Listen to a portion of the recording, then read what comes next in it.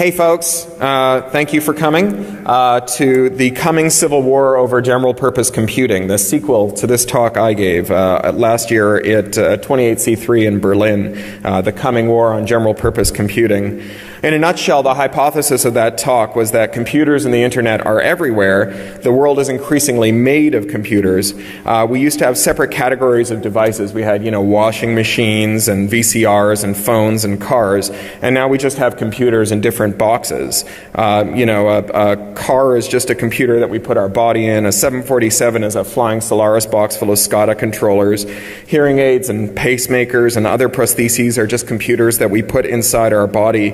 And that means that all of our socio-political problems in the future are going to have a computer inside them.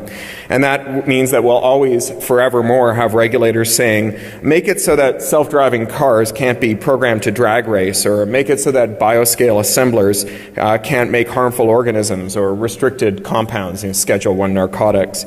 That is, make me a general-purpose computer that runs every program except for one program that pisses me off, the mythical Turing-complete -1 computer.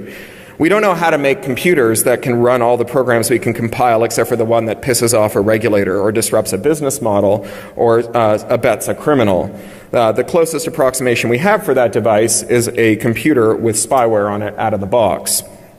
Computers that watch everything we do in case we do the wrong thing, and then it intercedes and says, I can't let you do that, Dave.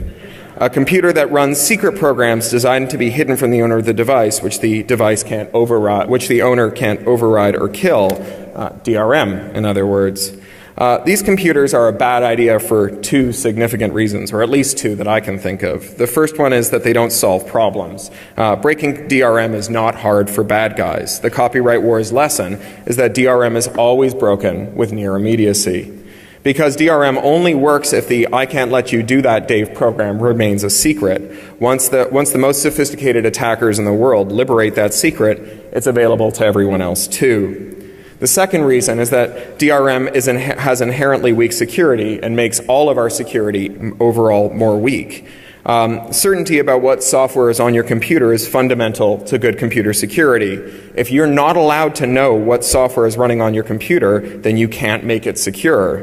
Designing the I can't let you do that, Dave facility into computers creates an enormous vulnerability that anyone who hijacks that facility can do things to your computer that you can't find out about, much less override. And once a government has solved a problem with DRM, there's this perverse incentive to make it illegal to tell people things that might undermine the DRM. Things like, this is how DRM works. Or there's a flaw in this DRM that would let an attacker secretly switch out your webcam and listen through your mic. I've had a lot of feedback from various distinguished computer scientists, technologists, civil libertarians, and security researchers after this talk. And I believe that within those fields, within the field of people who agree broadly that owners should be allowed to control what runs on their device, there is a widespread consensus that all things being equal, computers are more secure, and society is better served when the owners of computers can control what software runs on them. But let's examine for a moment what that would actually mean, how you design computers so that owners know what's running on them. Most computers today are fitted with TPMs, Trusted Platform Modules. This is a secure coprocessor mounted on the motherboard, and the specification of these TPMs are published, and an industry body certifies compliance with those specifications. To the extent that this industry body is doing its job and that the spec is good, it's possible to be reasonably certain that you have a real functional TPM inside your computer that faithfully implements the spec. The TPM is secure in that it contains some secrets, cryptographic keys. And it's also secure in that it's designed to be tamper evident. If you try and extract keys from a TPM, or remove the TPM from a computer and replace it with a gimmicked one, it should be very obvious to the computer's owner that something has happened. Now, one TPM threat model is that a crook or a government or a police force or some other adversary might try to compromise your computer. Tamper evidence lets you know when your TPM has been fiddled with. Another TPM threat model is that a piece of malicious code will infect your computer. Once your computer is compromised in this way, you could be in great trouble because, after all of the sensors attached to the computer, the mic, the camera, the accelerometer, the fingerprint reader, the GPS, and so on, could be switched on without your knowledge, and the data could be cached or sent on to a bad guy or both. All the data on your computer, your sensitive files, your stored passwords, your web history, might be sent to a bad guy or erased or tampered with. All the keystrokes on your computer, including your passwords, could be logged, and all the peripherals attached to your computer might be covertly operated: printers, scanners, SCADA controllers, MRI machines, cars, avionics, and 3D printers, or they could be subtly altered to cause some failure in the future. And other peripherals in the today and in the near future include your optic nerve, your cochlea, the stumps of your legs, and so on. When your computer boots up, the idea is that your TPM asks the bootloader for a signed hash of itself and verifies that the signature from the hash comes from a trusted party. Once you trust the bootloader to faithfully perform its duties, you can ask it to check the signatures on the operating system and then ask the operating system to verify the signatures on your programs and so on, ensuring that you know which programs are running on your computer and that any programs running in secret have managed that trick by leveraging a defect in the bootloader, operating system, or other components, and not because a new defect has been inserted into your system to create a facility for hiding things from you. This always reminds me of Descartes. He starts off by saying that he can't tell what's true and what's not because he's not sure if he really exists and whether his senses are faithful. He finds a way of proving that he exists and that he can trust his senses and that his faculty for reason. And having found that tiny nub of certainty, that thing that he knows that he exists and that his reason is good, he can build an entire stable edifice that he can hang the entire theory of the world off of. Now that TPM is like that nub of stable certainty. If it's there, it can reasonably inform you about the code on your computer and be reliable in doing so. Now, you may find it weird to hear someone like me talking warmly about TPMs. After all, TPMs are the technologies that make it possible to lock phones, tablets, consoles, and even some PCs so that they can't run software of their owner's choosing. Jailbreaking usually means finding some way to subvert or disable a TPM. Now, why on earth would I want TPMs in my computers? As with everything important, the devil is in the details.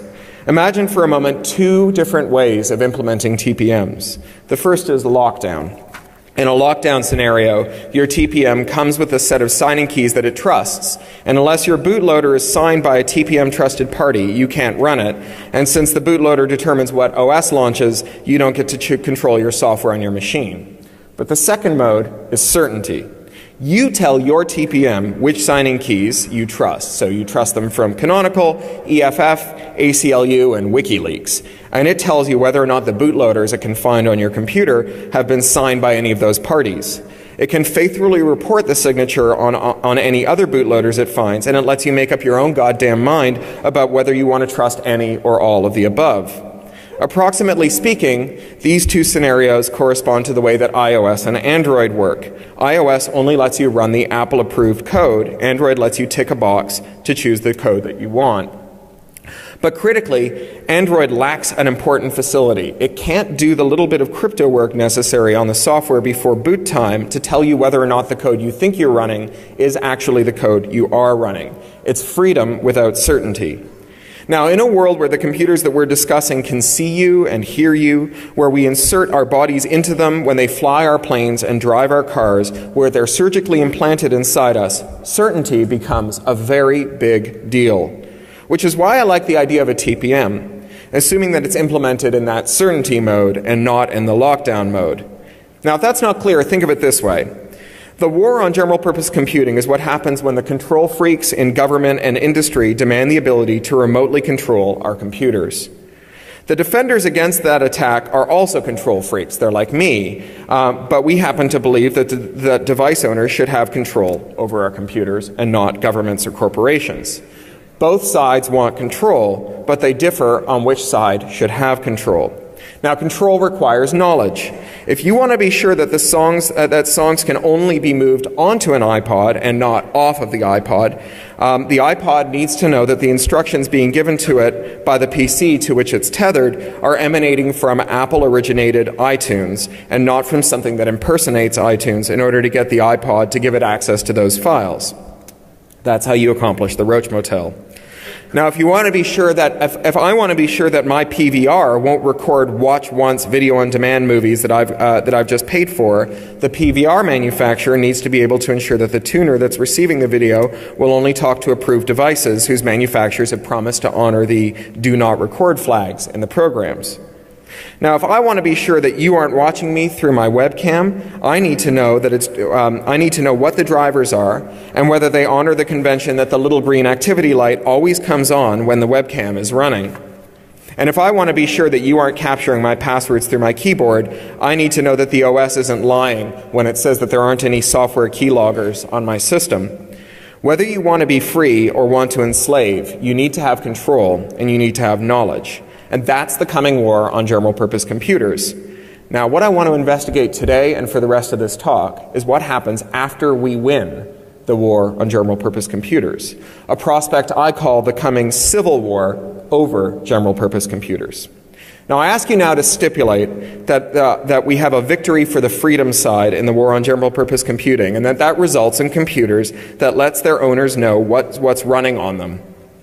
Because the computers would faithfully report the hash and associated signatures for their bootloaders, and then the owners could control what was running on their computers, because the computers would allow their owners to specify who was allowed to sign the bootloaders, the OS, and so on.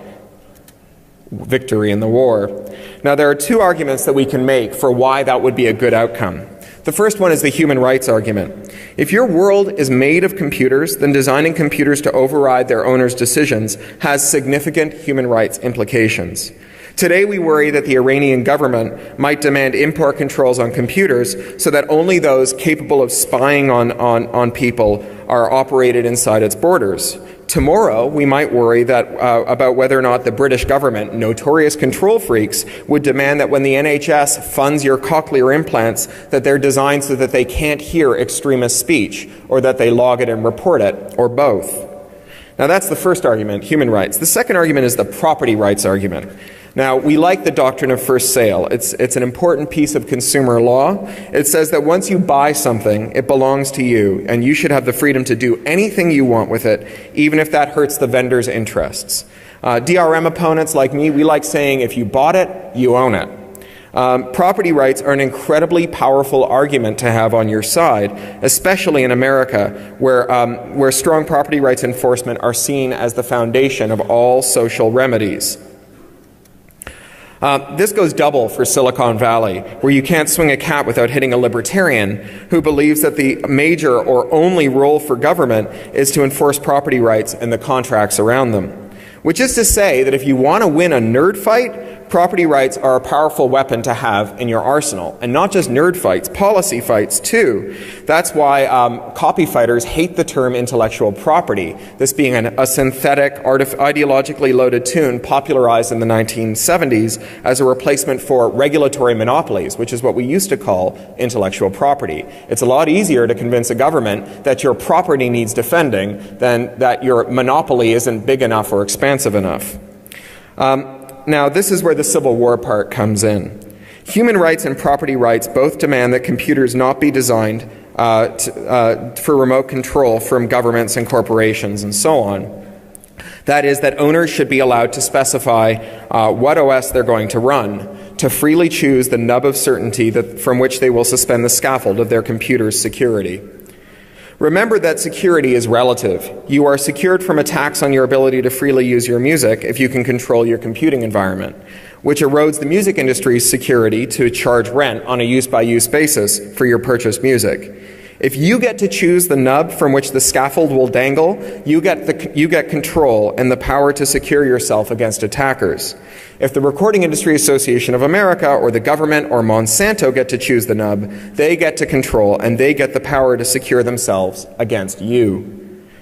So we all agree that at the very least, owners should be able to know and control what happens on their computers. But what about users? Users of computers don't always have the same interest as owners of computers. And increasingly, we will all be users of computers that we don't own.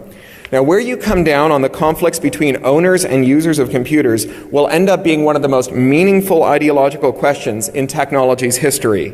And there's no easy answer I know of for guiding these decisions. I'm going to spoiler my own talk. Usually my talks end with calls to action. Here's what we should do next. This talk doesn't have that because I don't know what to do next, which is why I'm presenting it to this audience, because I hope you'll have some ideas.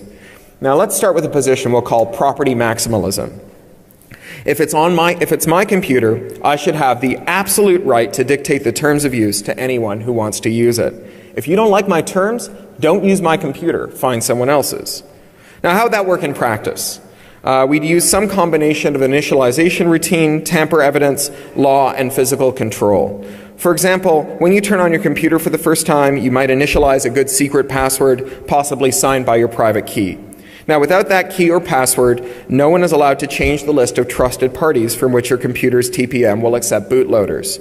And we could make it against the law to subvert this system for the purposes of booting operating systems that the device's owner has not approved. That would be a pretty cool law in some ways. It would make spyware incredibly illegal, and it would also ban secret initialization of DRM. We could design the TPM so that if you remove it or tamper with it, it's really obvious. Give it a fragile housing, for example, that's hard to replace after the time of manufacture, so that it's really obvious to a computer's owner if someone has modified the device, possibly putting it in an unknown and untrustworthy state. And we could add some kind of additional security to the computer's housing, strong physical locks and human guards and so on. Now, I can see a lot of benefits from this, but there are unquestionably downsides as well. Think for a moment about self-driving cars. There are a lot of these around, of course. They come out of Google and elsewhere, and it's easy to understand how, on the one hand, self-driving cars would be incredibly awesome. After all, we are collectively as a species terrible drivers. Cars kill the shit out of us. Seriously, it's the #1 cause of death in America for people aged 5 to 34. Now, I've been hit by a car, and I've also cracked up a car, and I'm willing to stipulate that I have no business behind the wheel. It's also easy to understand how we might be nervous about people homebrewing their own self-driving car firmware. On the other hand, on the one hand, we'd want the source for all of our cars to be open so that we could subject it to rigorous scrutiny and make sure that it's doing what it says it does and as free from flaws and defects as it can be. And on the other hand, though, it would be plausible to say cars are safer if they use a locked bootloader that only trusts government-certified firmware that comes from the Department of Motor Vehicles. And now we're back to whether or not you get to decide whether your computer is doing what you want it to do. Now, there are a couple of problems with this solution of locking car firmware. The first one, of course, is that it won't work. It won't work for the same reason that DRM doesn't work in the copyright wars. Firmware locks are just not effective against determined adversaries. People who want to sow some mayhem with their custom firmware will always be able to. What's more, this is not a good security approach. If vehicular security models depend on all other vehicles being well behaved and no unexpected behaviors arising, we are all dead meat. Self-driving cars must be conservative in their approach to their own conduct and liberal in their expectation of other people's conduct. This is the same advice you got on day one of driver's ed, and it's good advice whether you're driving the car or the computer is driving the car.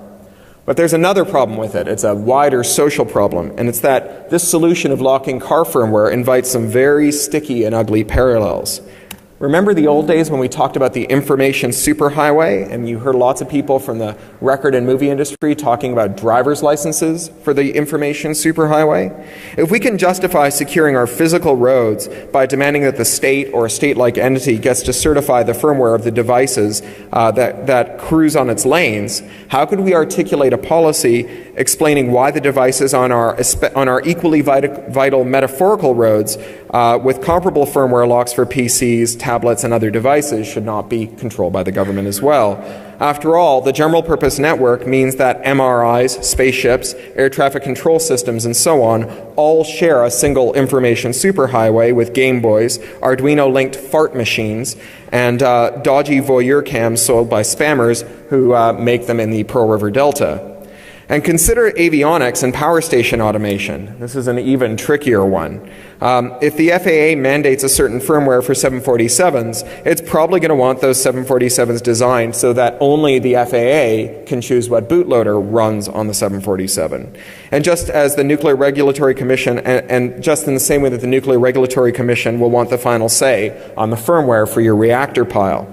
Now, this may be a problem for the same reason that a ban on modifying car firmware is. It establishes the idea that allowing the authorities to control your software load is a good way to solve our social problems.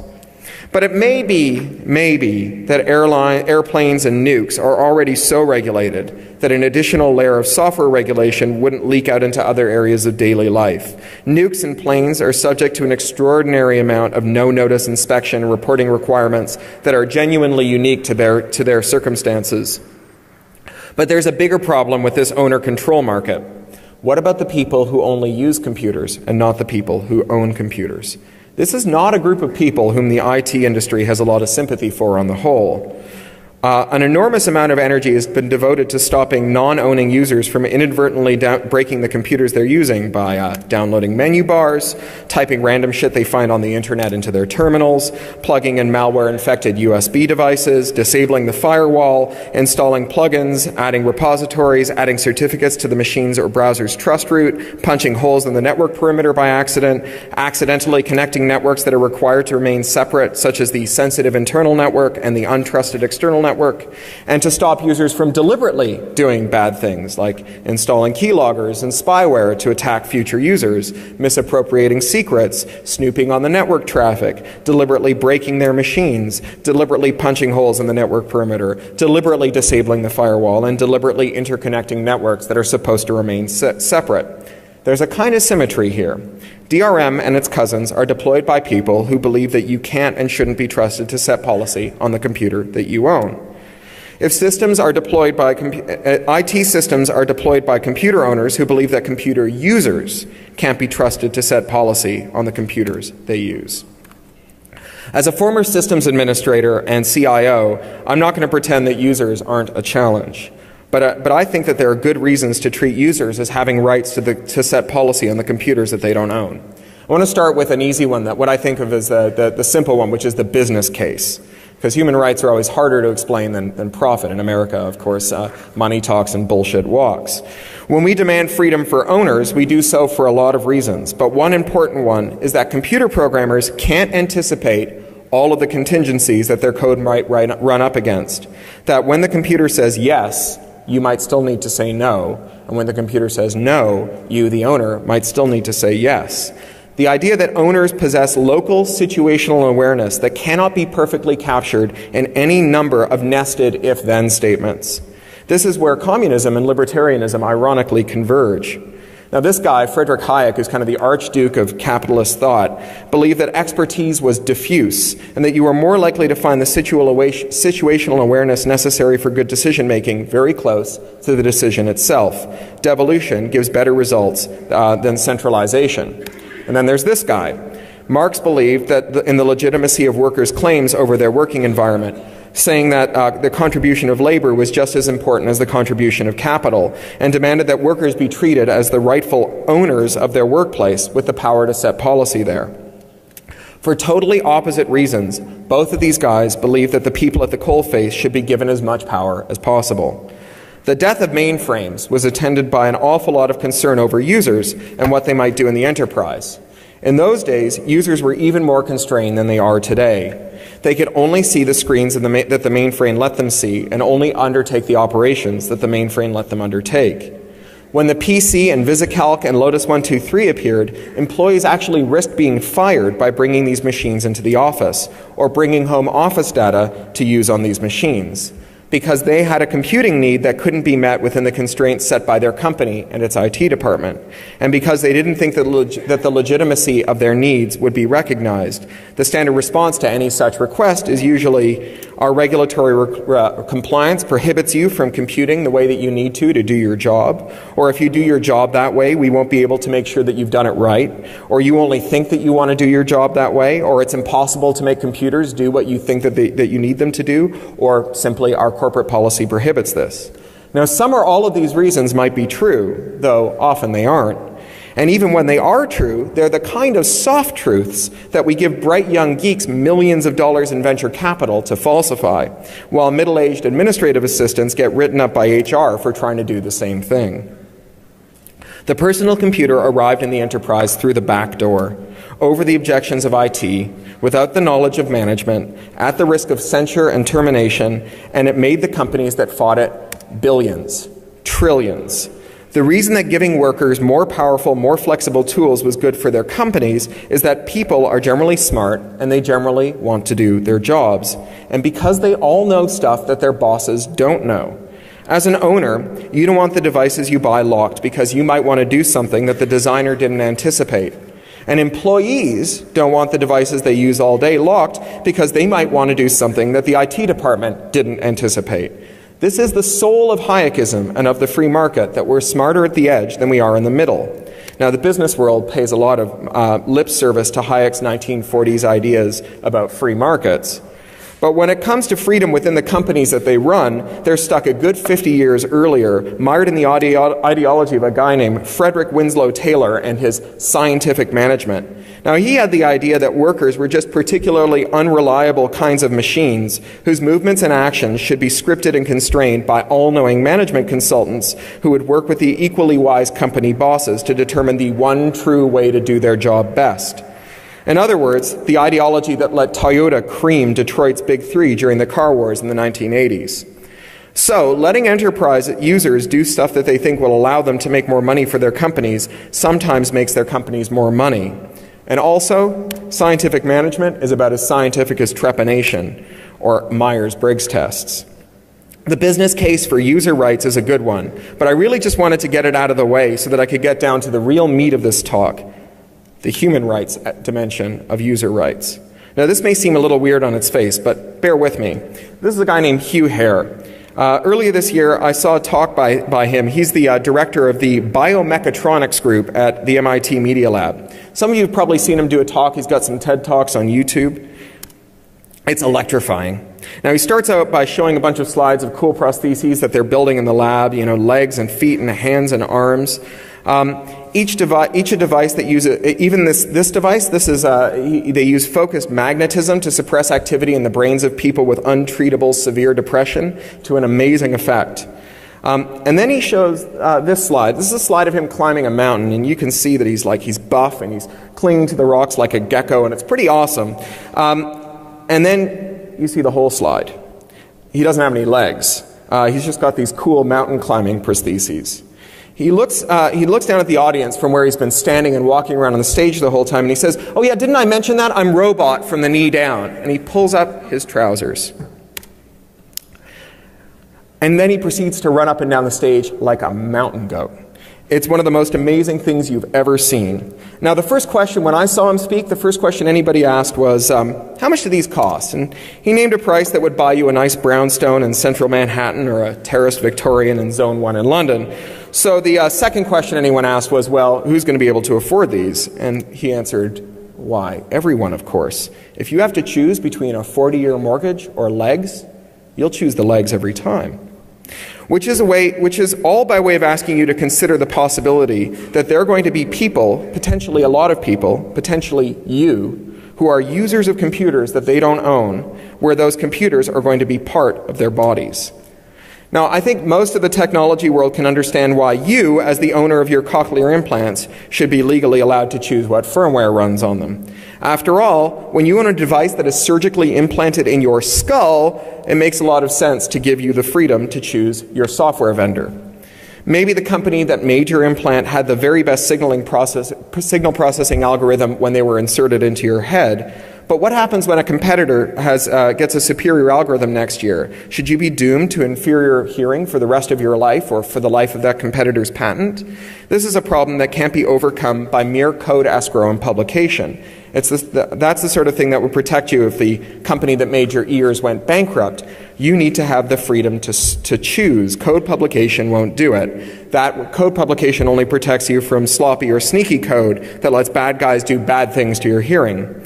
Now, this is a problem that only is overcome by the ambiguous right to change the software, even if the company that made your implants is still a going concern. So that's great if you're the owner of your cochlear implants. But what about users of cochlear implants?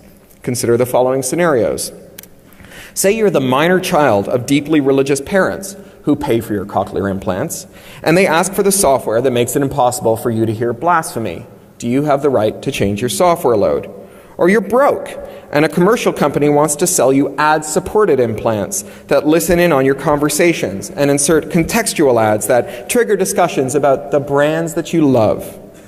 Or your government is willing to install cochlear implants, but they want to archive and review everything that you hear without your knowledge or consent. Is that far-fetched? Well, last month the Canadian Border Agency was forced to abandon its plans to fill Canada's airports with hidden high-fidelity microphones that would listen in and log every single conversation in the airports. Will the Iranian government or the Chinese government take advantage of this if they can do so? Now, speaking of Iran and China, there are plenty of human rights activists who believe that bootlogging is the start of a human rights disaster. It's no secret that there are high-tech companies that have been happy to build lawful intercept backdoors into their equipment to allow for warrantless secret access to your communications. These backdoors are now standard, and so even if your country doesn't want that capability, it will still be there. Now, in Greece, there's no legal requirement to have lawful interception backdoors on telecoms equipment. But during the 2004-2005 Olympic bidding process, an unknown person or agency switched on the dormant lawful intercept capacity in the country's phone switches and captured a large amount of private communication from the highest levels and then switched that capacity off again. Surveillance in the middle of the network is nowhere near as exciting as surveillance at the edge of the network might be, whether that edge of the network is in your ear or in your laptop. As the ghosts of Mr. Hayek and Marx will tell you, there's a lot of interesting stuff happening at the coalface that never makes it back to the central office. Even so-called democratic governments know this. That's why the Bavarian government illegally installed this Bundestrojaner, state Trojan, on people's computers, gaining access to their files and keystrokes and much else besides. It's a safe bet that totalitarian governments will happily take advantage of bootlogging and move the surveillance right into the box. You may not import a computer into Iran unless you limit its trust model so that it only boots up operating systems with lawful intercept backdoors built right into the machine. Now, assume that we get the user control model, where the first person to use a machine gets to initialize a list of trusted keys and then lock it with a secret or some other authorization token. All this means is that the state's customs agents have to unbox every computer and initialize it with the state's key. Now, maybe you'll be able to do something that overrides that trust model, but by design, this system will be heavily tamper-evident, meaning that a secret policeman or an informant can tell at a glance whether you've locked the state out of your system. And it's not just repressive states, of course. Remember that there are 4 major customers for existing censorware, spyware, lockware, and surveillance. There's repressive governments, there's large corporations, and then there's schools. And finally, paranoid parents. That is to say, the technical needs of helicopter parents, school systems, and enterprises are convergent with the governments of Syria and China. They may not have the same ideological ends, but they have awfully similar technological means to achieve their individual ends. We are very forgiving of these institutions as they pursue their ends. You can do almost anything if you say that you're protecting shareholders or children.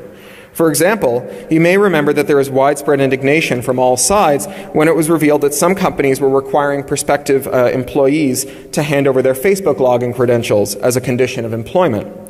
Those employers argued that they needed to be able to review your lists of friends and what you said to them in private before determining whether or not you were suitable for employment. Facebook logins were fast becoming the workplace urine testing of the 21st century. A means of ensuring that your private life doesn't have any unsavory secrets lurking in it, secrets that might compromise your working life. Now, the nation wasn't buying this. As soon as the story broke, Senate hearings and editorials, the whole country rose up against the idea of Facebook logins for prospective employees. But no one seems to mind that many employers routinely add their own intermediate keys into their employees' devices, their phones, their tablets, and their computers. This allows them to spy on your internet traffic even when it's secure, with TLS and a lock showing up in your browser. It gives your employer access to any and all sensitive data that you access from the job, whether it's your union's message board, or your bank, or your Gmail account, or your HMO, or your doctor's private patient messaging area, or Facebook. There's a wide consensus that this is okay because the laptop, phone, and tablet your employer issues to you are not your property, they're the company's property. And yet, the reason employers give us these mobile devices is because there is no longer any meaningful distinction between personal life and working life. Corporate sociologists who study the way that we use our devices find time and again that employees are not capable of maintaining strict divisions between work and personal accounts and devices. America is the land of the 55-hour work week, a country where few professionals take any meaningful vacation time, and when they do get away for a day or two, they do so in the company of their work-issued devices. Even in traditional workplaces, we recognize the human rights of workers. We don't put cameras in the toilets to curtail employee theft. If your spouse came by the office on your lunch break and the two of you went into the parking lot so that she or he could tell you that the doctor says the cancer is terminal, you would be aghast and furious to discover that your employer had been spying on you with a hidden microphone during that conversation. But if you use your company laptop to access Facebook on your lunch break, wherein your spouse conveys to you that the cancer is terminal, the exact same message, you're supposed to be okay with the fact that your employer has been running a man-in-the-middle attack on your machine and now knows the most intimate details of your life. There are plenty of instances in which rich and powerful people, and not just corporate peons and children and prisoners, will be users instead of owners. Every car rental agency would love to be able to LoJack the cars they rent to you. Remember that a car is just a computer you insert your body into. Not to mention that they would love to log all the places you've been to for marketing purposes and analytics. There's money to be made in finagling the GPS in the rental car to ensure that your routes always take you past certain billboards or restaurants. But in general, the poorer and younger you are, the more likely that you are to be a tenant farmer in some feudal lord's computational lands. The more likely that your legs will simply cease to walk if you get behind on payments on them. Meaning that any thug who buys up your debt from a payday lender can literally and legally threaten to take your legs away, or your eyes, or your ears, or your arms, or your insulin, or your pacemaker, if you don't come up with the next payment. Before I discussed how owner override would work, some combination of physical access control and tamper evidence designed to give owners of computers the power to know and control what bootloader an OS was running on their machines. Now, how would a user override work?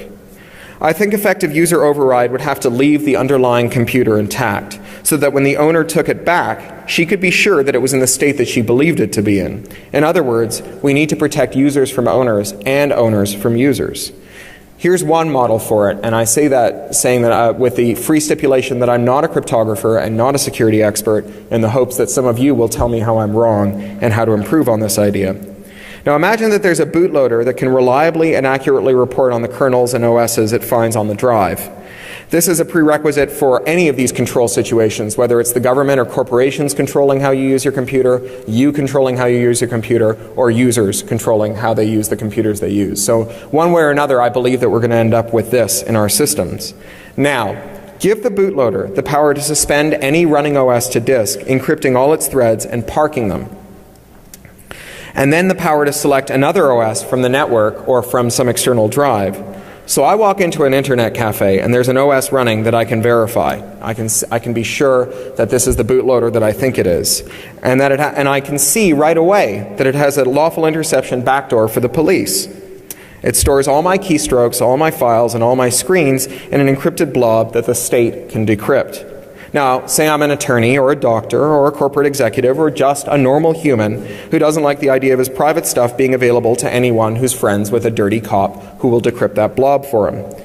So I do some kind of three-finger salute with the F keys, and I drop into a minimal bootloader shell, one that invites me to give the net address of an alternative OS or insert some kind of drive. The cafe owner's operating system is parked. I can't see inside it anymore.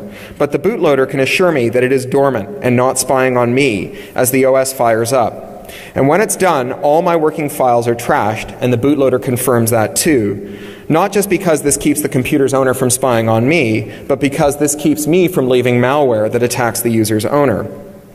There will be technological means of subverting this, but there is an enormous world of difference between starting from a design spec that aims to protect users from owners and owners from users than one that says that users must always be vulnerable to the owner's dictates. Fundamentally, this is the difference between freedom and openness, between free software and open source. This is where the war between free and open acquires some real shooting munitions. Now, human rights and property rights often come into conflict with each other. For example, in most places, landlords aren't allowed to enter your home without adequate notices, and in many places, hotels can't throw you out if you overstay your reservation, provided that you pay the rack rate posted on the door. Or think of repossession of leased goods. Cars, for example. These are limited by procedures that require notice and the opportunity to rebut claims of your delinquent payments. Now, when these laws and procedures about human rights and property rights get streamlined to make them easier for property holders, we often see human rights abuses. Robo-signing eviction mills that use fraudulent declarations to evict homeowners who are caught up on their mortgages or who don't have any mortgage at all. The potential for abuse in a world of computers is much greater. Your car might drive itself back to the repo yard, or your high-rise apartment building's elevators switch themselves off, as do their climate systems, stranding thousands of people until a disputed license payment is settled. This has already happened with multi-level parking garages. Back in 2006, the 314-car robot parking model RPS 1000 garage in Hoboken, New Jersey, took all of their cars and its guts hostage. It locked down the software until the garage's owners paid a disputed license payment. They paid it even though they maintained that they didn't owe it, because what the hell else were they going to do? And what will you do when your dispute with a vendor means that you go blind or deaf or lose the ability to walk or become suicidally depressed? The negotiating leverage that accrues to owners over users is total and terrifying. Users will be strongly incentivized to settle quickly rather than face the dreadful penalties that could be visited on them in the event that they had a dispute with an owner. And when the owner of the device is a state or a state-sized corporate actor, the potential for human rights abuses skyrockets. This is not to say that owner override is an unmitigated evil. Think of the smart meters that can override your thermostat at peak loads. These allow us to switch off coal and other dirty power sources that can be that are varied at peak times. But they work best if the users, the homeowners who've allowed the power company to install them, can't override the meters. What happens, though, when griefers, crooks, or governments try to quell popular rebellion using these meters to turn off heat during a 100-year storm or cranking heat up during a heat wave? The HVAC system in your house can hold the power of life and death over you. Do we really want it designed to allow remote parties to do stuff with it even when you disagree with them? The question is, once we create a design norm of devices that users can't override, how far will it creep? Especially risky would be the use of owner override after payday, to offer payday loan-style services to vulnerable people. Can't afford artificial eyes for your kids? We'll subsidize them if you let us redirect their focus to sponsored toys and sugar snacks when you go to the store. But foreclosing on owner override probably means that there will be poor people who will not be offered some technology at all. If I can LoJack your legs, I can lease them to you with the confidence of my power to repo them if you default on your payments. And if I can't, I may choose not to lease you legs at all unless you've got a lot of money to begin with. But if your legs can decide to walk away to the repo depot without your consent, you would be totally screwed the day that muggers, rapists, griefers, or the secret police figured out how to hijack and own that facility. It gets even more complicated, of course, because you are the user of many systems in the most transitory way, whether those are subway turnstiles, elevators, or the blood pressure cuff at your doctor's office, or a public bus or airplane. It's going to be hard to figure out how to create user overrides that aren't nonsensical, like just because I'm sitting in seat 14A, I get to change the firmware load on the airplane. Though we can start by saying that a user is someone who is the sole user of a device for a meaningful amount of time, although of course meaningful is going to be a very contentious issue. This isn't a problem that I know how to solve. Unlike the war on general-purpose computers, the civil war over general-purpose computers seems to present a series of conundra without any obvious, to me, solutions, which is why I'm talking to you about them. These problems may be a long way off, and of course they'll only arise if we win the war on computers first. But come Victory Day, when we start planning out our constitutional Congress for the new world where regulating computers is acknowledged to be the wrong way to solve social problems, let's not paper over the division between property rights and human rights. This is the sort of the division that, while it festers, puts the most vulnerable people in our society in harm's way. Agreeing to disagree on this one is no longer good enough. We need to start thinking about now about the principles that will apply when the day comes. Because if we don't start now, it's going to be too late. Thank you.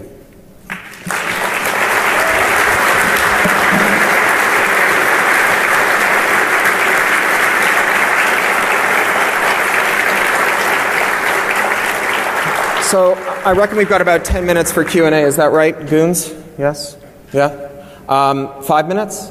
Yeah. So I know that this is a very abstract talk. It's not a talk I would give to a general audience, but it's one that I hope you folks will have some good feedback on. Go ahead.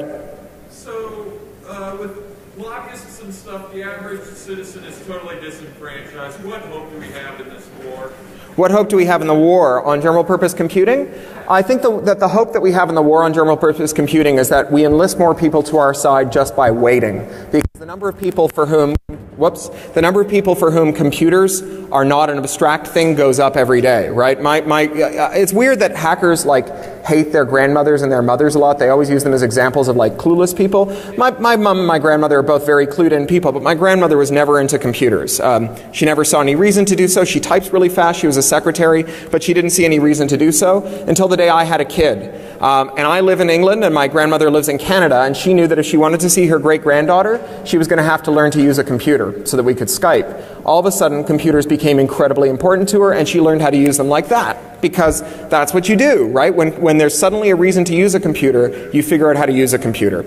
And for her now, a fight over how an ISP operates, or how competition works in ISPs, or how computers are regulated, or how they're surveilled, or what software she gets to install on her device, all of those questions are now deeply personal.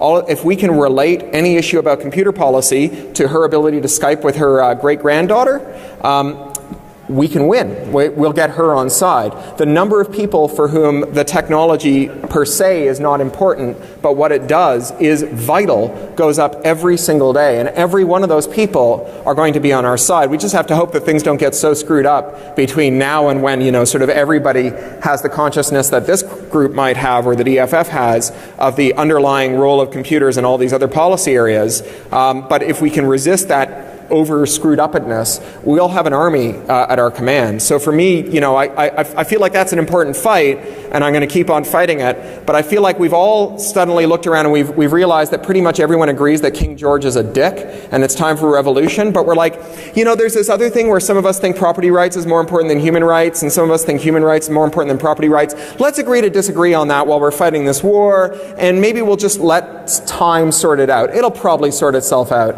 And in fact, it didn't sort itself out. It put a whole population of people in chains and then ended with one of the most grotesque wars ever fought in any country, and continues to reverberate through to today. And I kind of feel like if you're at the Constitutional Congress and you showed up having thought about this human rights and property rights question for a few years beforehand, and you've been quietly building consensus that this was an important issue to solve today and not to punt, how much harm could you have averted? So I'd like us to start thinking about it.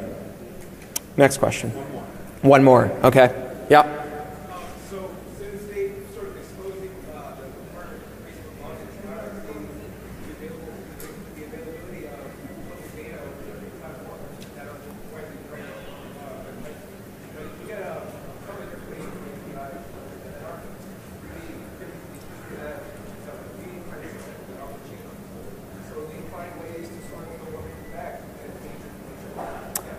So that's a slightly different. The question is, what about the fact that that Facebook's APIs expose a shitload of data that you've never really thought that you consented to give up, or understood that you've consented? I think that's an important issue, but it's not this one. This one is about the fact that we aren't outraged. We are outraged when an employer says to a prospective employee, tell me your login and password, but we're completely cool with it when they just spy on you once you've been hired to get your login and password, or at least your authentication credentials, because they own the computer that you're using to do it. And that to me seems like it's no different from saying, well, we're gonna like eavesdrop on all your conversations at work and find out, you know, your bank account number when you tell it to your wife over your cell phone on your lunch break, and we're gonna use that to like look in your bank account, not steal your money or anything, just look in your bank account. And it seems weird to me that that's cool so long as it involves property rights. And it seems to me that there has to be a human rights limit that pushes back against the absolute nature of property rights, or I hope so anyway. So I think that's time. Thank you all very much. DRM is always broken with near immediacy, because DRM only works if the I can't let you do that, Dave program remains a secret. Once the most sophisticated attackers in the world liberate that secret, it's available to everyone else too. The second reason is that DRM has inherently weak security and makes all of our security overall more weak. Certainty about what software is on your computer is fundamental to good computer security. If you're not allowed to know what software is running on your computer, then you can't make it secure. Designing the I can't let you do that, Dave facility into computers creates an enormous vulnerability that anyone who hijacks that facility can do things to your computer that you can't find out about, much less override.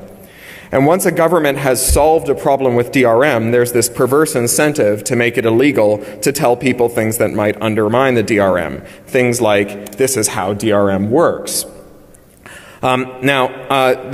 Hey folks, thank you for coming to the coming civil war over general purpose computing, the sequel to this talk I gave last year at 28C3 in Berlin, the coming war on general purpose computing. In a nutshell, the hypothesis of that talk was that computers and the internet are everywhere. The world is increasingly made of computers. We used to have separate categories of devices. We had, washing machines and VCRs and phones and cars, and now we just have computers in different boxes. A car is just a computer that we put our body in. A 747 is a flying Solaris box full of SCADA controllers. Hearing aids and pacemakers and other prostheses are just computers that we put inside our body. And that means that all of our socio-political problems in the future are going to have a computer inside them. And that means that we'll always, forevermore, have regulators saying, make it so that self-driving cars can't be programmed to drag race, or make it so that bioscale assemblers can't make harmful organisms or restricted compounds in Schedule I narcotics. That is, make me a general-purpose computer that runs every program except for one program that pisses me off, the mythical Turing-complete -1 computer. We don't know how to make computers that can run all the programs we can compile except for the one that pisses off a regulator or disrupts a business model or abets a criminal. The closest approximation we have for that device is a computer with spyware on it out of the box. Computers that watch everything we do in case we do the wrong thing, and then it intercedes and says, I can't let you do that, Dave. A computer that runs secret programs designed to be hidden from the owner of the device, which the device can't override, which the owner can't override or kill, DRM, in other words. These computers are a bad idea for two significant reasons, or at least two that I can think of. The first one is that they don't solve problems. Breaking DRM is not hard for bad guys. The copyright war's lesson is that there's a flaw in this DRM that would let an attacker secretly switch out your webcam and listen through your mic. I've had a lot of feedback from various distinguished computer scientists, technologists, civil libertarians, and security researchers after this talk, and I believe that within those fields, within the field of people who agree broadly that owners should be allowed to control what runs on their device, there is a widespread consensus that all things being equal, computers are more secure, and society is better served when the owners of computers can control what software runs on them. But let's examine for a moment what that would actually mean, how you design computers so that owners know what's running on them. Most computers today are fitted with TPMs, Trusted Platform Modules. This is a secure coprocessor mounted on the motherboard, and the specification of these TPMs are published, and an industry body certifies compliance with those specifications. To the extent that this industry body is doing its job and that the spec is good, it's possible to be reasonably certain that you have a real functional TPM inside your computer that faithfully implements the spec. The TPM is secure in that it contains some secrets, cryptographic keys. And it's also secure in that it's designed to be tamper evident. If you try and extract keys from a TPM, or remove the TPM from a computer and replace it with a gimmicked one, it should be very obvious to the computer's owner that something has happened. Now, one TPM threat model is that a crook or a government or a police force or some other adversary might try to compromise your computer. Tamper evidence lets you know when your TPM has been fiddled with. Another TPM threat model is that a piece of malicious code will infect your computer. Once your computer is compromised in this way, you could be in great trouble because, after all of the sensors attached to the computer, the mic, the camera, the accelerometer, the fingerprint reader, the GPS, and so on, could be switched on without your knowledge, and the data could be cached or sent on to a bad guy, or both. All the data on your computer